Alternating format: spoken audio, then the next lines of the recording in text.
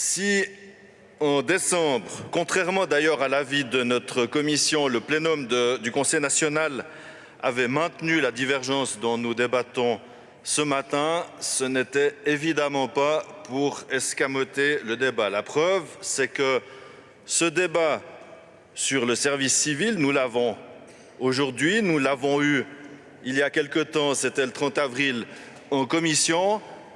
Et ce qui est important, c'est que nous avons pu l'avoir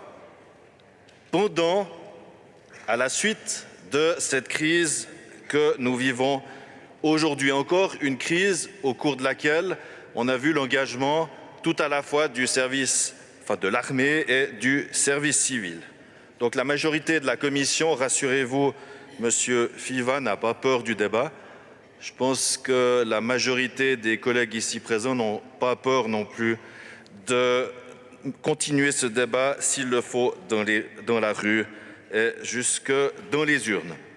Cette mesure concerne donc des requérants qui sont déjà incorporés, qui sont instruits par l'armée et qui n'ont pas été convoqués en service d'appui ou en service actif.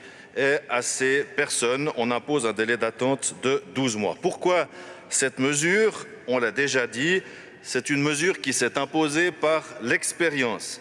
L'expérience a montré l'utilité, déjà dans les écoles de recrues, des mesures de dialogue qui ont été mises en place et qui, dans environ un tiers des cas, permettent de convaincre les personnes qui, initialement, voulaient aller au service civil, de rester incorporées au sein de notre armée. L'objectif, c'est d'étendre cette mesure au cours de répétition. Le chef du département l'a dit, combiné avec le minimum de 150 jours de service civil, cette mesure, on peut en attendre qu'elle permette de limiter l'hémorragie des effectifs du service militaire vers le service civil.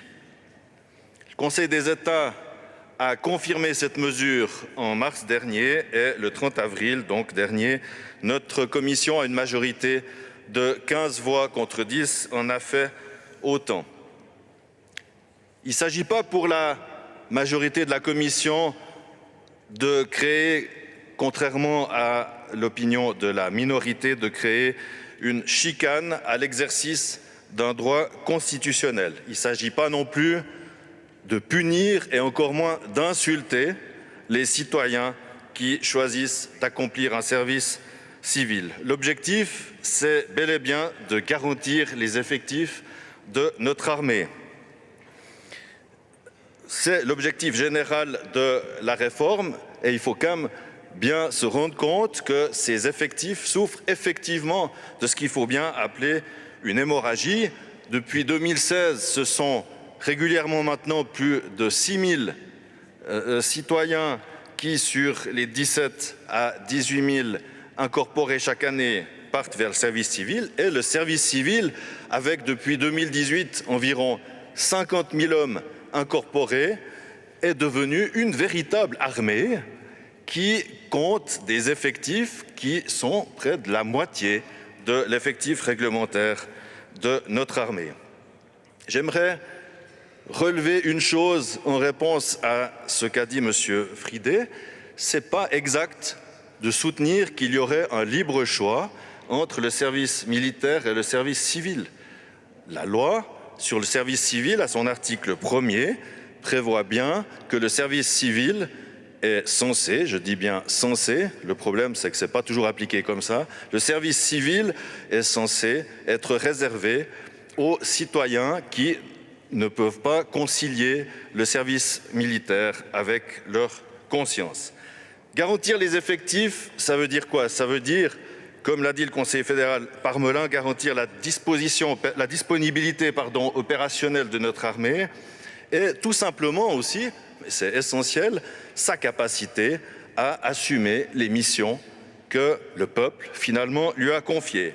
Alors, c'est intéressant, effectivement, c'était l'épreuve du feu, si j'ose dire, heureusement au sens figuré du terme. Cette opération Corona 20 a montré, on peut le dire, que l'armée, c'est, en cas de crise, l'unique réserve du pays. Les civilistes, ça a été relevé aussi, il faut quand même le dire, à part les 400 qui ont été mobilisés à la suite du déclenchement de l'opération, étaient déjà engagés, donc ils ne pouvaient pas être une réserve. Et les 400 civilistes engagés, ce sont 10 fois moins de personnel que les personnels militaires qui ont été engagés. À noter encore que l'armée a montré donc qu'elle était la seule organisation, je termine tout de suite, Madame la Présidente, excusez-moi, qui était capable de mobiliser véritablement des moyens supplémentaires avec une organisation, avec des moyens, entre autres, sanitaires, une logistique.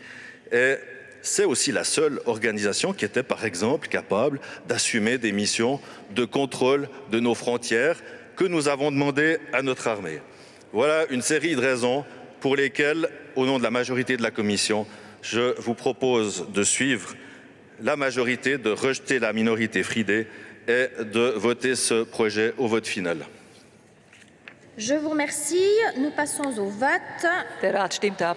À l'article 10.